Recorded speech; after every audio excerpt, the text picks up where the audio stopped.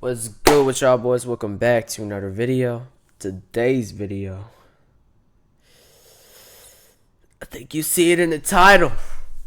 You see it in the title. I know you see it in the title. Today is the anniversary. This year is the anniversary, bro. Officially 10 years ago. 2016. Huh? 10 years ago. You know what popped up in my YT music, in my YouTube music, I mean, not YT, but feed.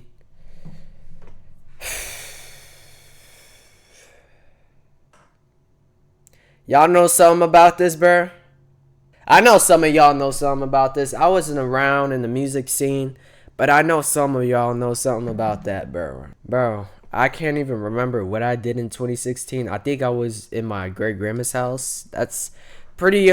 That's basically the remainder of 2016. But this year, I'm here to relive it, bro. I was too little then. I'm not gonna lie. That's like a year after I started this channel, I think, or a year before. No, a year after I started this channel, because I started this channel in 2017.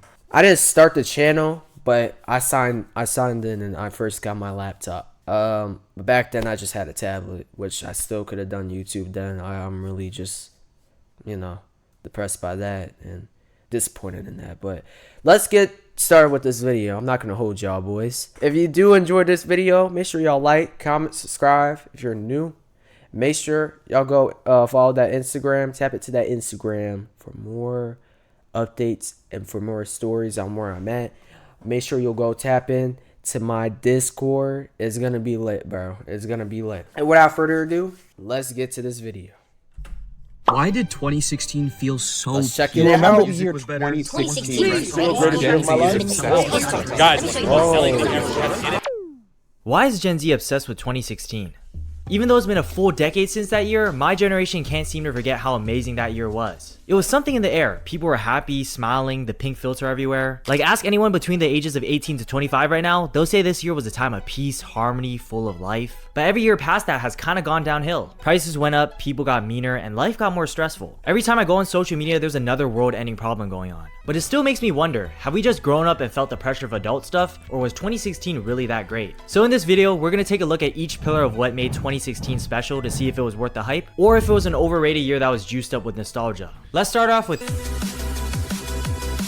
2016 was actually one. Of course. And this is continue for the SoundCloud era. This is continue for the SoundCloud era. If y'all haven't seen that, make sure y'all go watch it. It's gonna be it's probably gonna be in the end of the video. One of the more interesting times for the music put out. On one hand, we had a lot of established artists put out their iconic albums, but at the same time, I thought that came out in 2019, but new generation of sound, known as the SoundCloud era, was becoming mainstream. What I'm gonna do now is play a couple of songs that were mainstream in 2016 and see if you recognize these. I can't do the copyright strike, bro. Trap Queen, okay. That's yeah, Fetty Wap. That's Fetty Wap.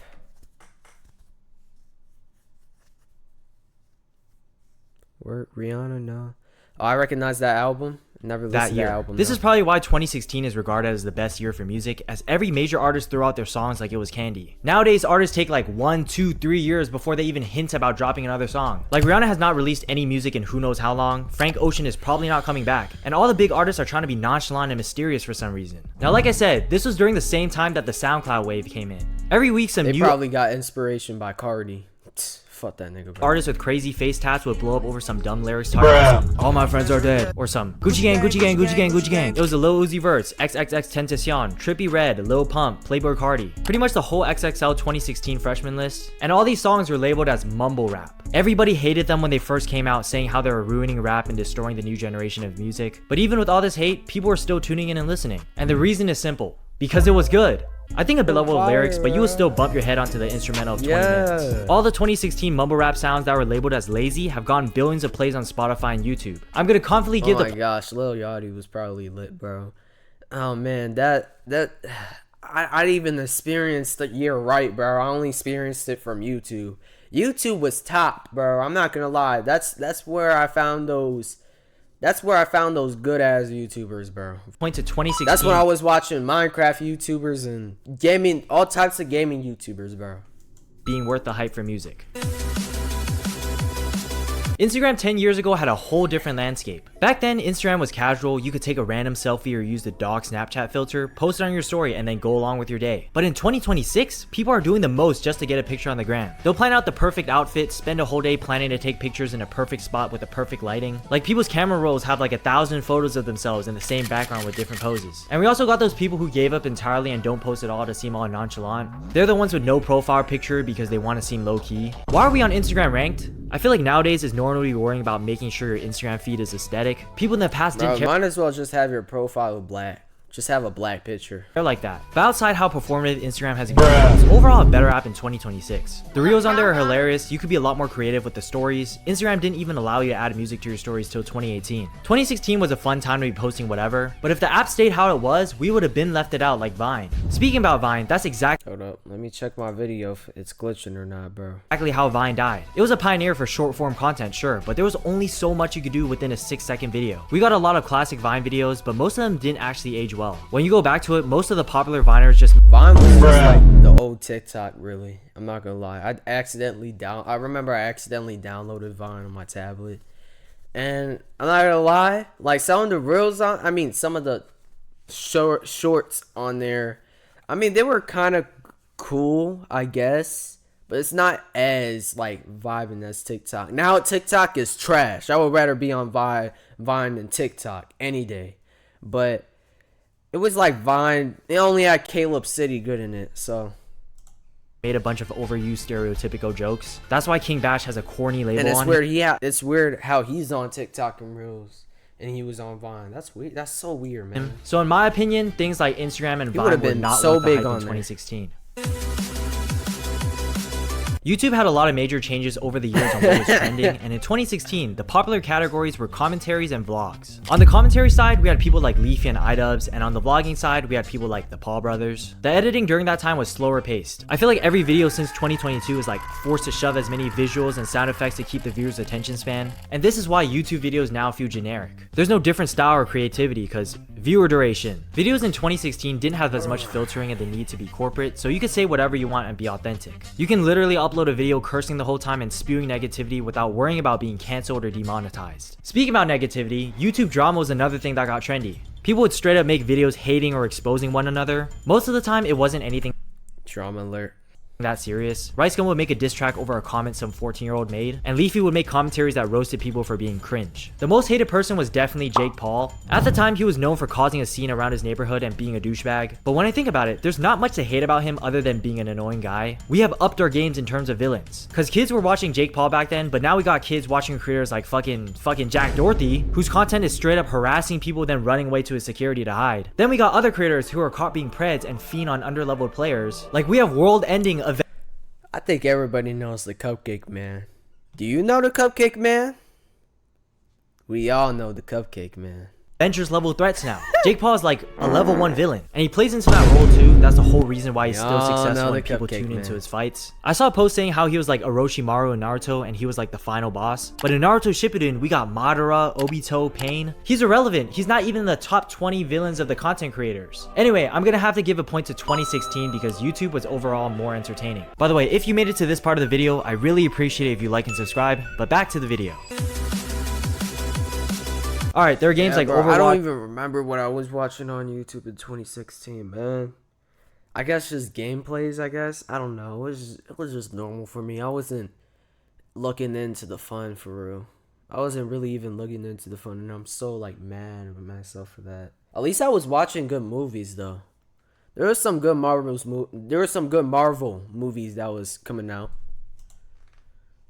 Battlefield, Uncharted 4. I can't really say much since I haven't played them, but I will say they do not compare to Pokemon Go. This was the mobile app that broke the internet that year, because everyone, mom, dad, cousin, uncle that me, all were on this game. You go outside and there's a horde of people running around playing, people traveling across the city. Bro, the craziest part is people are still playing this to this day. I'm not even lying, bro. I have a friend right now that I know that he's just so addicted to this game.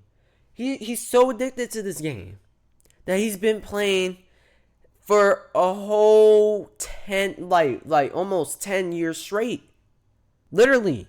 I said, bro, get on another game or something, bro. Get on. I'm not going to be mad if you're even on Apex, bro. And I know how y'all feel about Apex. It's not that bad in 2026, all right? It came out a couple years ago. And it's not like it came out. It's not like it came out 12 years ago, all right? Like, I won't be mad even if you get on that, man. Just to catch that rare Pokemon. You know what? Get on a tree. Get on a tree, bro. Get it. Since you want to find Pokemon in the forest, get on a tree. I play Pokemon Go every day. I play Pokemon Go. But it was very short-lived because it was just like a mobile game at the end of the day. It was very simplistic. When you're looking at the 2010s as a whole, there were games like Minecraft in the early 2000s and 2010s, and Fortnite in 2017. Those were the games that made people's careers. Ninja with Fortnite, Technoblade and Dream with Minecraft. I think that's how you know a game careers are made out of it. And slap me, choke me, and call me a bad boy if I'm wrong, but 2016 didn't have that. There wasn't a game-breaking video game that changed people's career as much as Minecraft or Fortnite. Other years had their shine too. So I'm gonna give a tally to 2016 for being overrated in terms of games. Sports was another highly regarded year for 2016. Just to list a couple of highlights, the Chicago Cubs won their first World Series in 108 years. Steph Curry led the Golden State Warriors in an all-time best record of 73-9, but lost the NBA Finals by LeBron from a 3-1 lead. Leicester City won the Premier League title despite the 5,000-1 odds. Kobe scored 60 points in his last game. Bro, I'm not gonna lie, man. Steph was on his game, bro. He was on demon mode. Even Kyrie, he was on demon mode the year after, man. They were basically like Jaren, actually Stephen Curry, Jaren, and Kyrie, Ultra Instinct Goku. Literally. You know what I mean? It fits right, and it fits right together because they were in their prime. They were good in their prime. They're still good, but it's like, bro, Stephen Curry was too aggressive. If you even try to get the ball, I don't even think you would probably even survive that, bro. I'm not Denver Broncos defeated the Carolina Panthers, marking Peyton Manning's final game and second title. He would just play with you like a dog. I'm not really into sports and my ball knowledge is very basic, so I'm not going to rate this section. So far, the score is pretty even, and I came to this conclusion. 2016 wasn't magical because everything was objectively better. It felt magical because that was the last time a lot of us were kids. Yeah, a lot of great things happened that year, but let's be honest, we grew up, have other shit to do, and life isn't as enjoyable as before. The 2016 version of you was only worried about your crush liking you back. Now we have bigger things to be stressed out about, like money, careers, health, and we miss feeling like the old days rather than the year itself. If you were to count a tally on things, it was a pretty normal year. Nostalgia can be a slippery slope the way it filters out the bad. Cause y'all remember 2020? I remember how everyone hated it. Seeing that video always just makes me smile for some reason. It's saying it was the worst year of their lives, stuck at home all day and they couldn't do anything. But now I'm seeing a bunch of people post videos about 2020 talking about how fun and nostalgic it was, as if there was actually shit to do that year. Like bro, how fun could it be playing Fortnite and Among Us all day? Maybe for that year when all your friends were online, but keep it up for another year or two and you'll start being one of those guys making videos about, I'm 40, I wasted my life, don't make the same mistake. 2020 was actually one of the worst years if you think about it. Everybody was sick and hated each other. Matter of fact, I think that was the year that politics blew out. Everybody was sick, but it's just the summer. The summer was way longer than any summer imaginable in any year, you know what I mean? And the summer was just a vibe for me. I don't know, man. I don't know. It was really when I was just getting into music. I mean, I was probably late in the scene, but it's like, damn. Like, it was something about that summer, but the year was not good at all. The year was not good. Yeah, it was terrible. Portion. People used to just civilly disagree with opinions, and ever since the pandemic, people are being unalived for their political opinions, okay? And don't forget the fact that the class of 2020 missed out on their prom and graduation during high school. So I'm not going to disregard that 2016 was a good year. The trends were cool, people were happier, but we should be aware of having a nostalgia bias. But outside of my opinion, I want to ask you guys, was 2016 worth the hype for you? Good video, bro. W video. I'm not gonna hold you. W video. A lot of people are not even talking about 2016. I just saw that on my feed. I was interested in what he was talking about. I'm